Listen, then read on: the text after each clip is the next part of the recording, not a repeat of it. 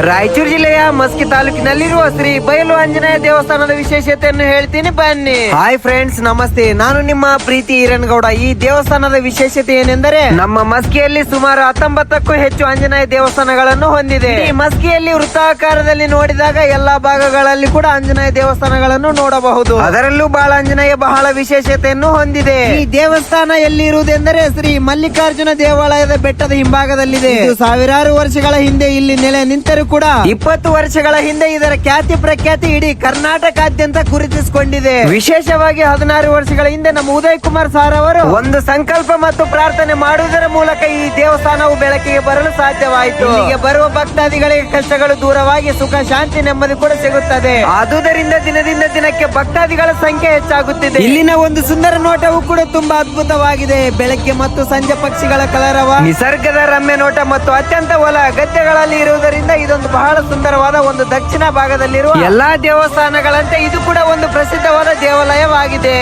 ಎಲ್ಲರಿಗೂ bye bye, take care ಅಂತ ಹೇಳುತ್ತಾ ನನ್ನ ಸ್ವೀಟ್ ಅಂಡ್ ಶಾರ್ಟ್ ಲಾಗ್ ಅನ್ನು ಮುಗಿಸುತ್ತೇನೆ. ಜೈ ಹಿಂದ್, ಜೈ ಕರ್ನಾಟಕ.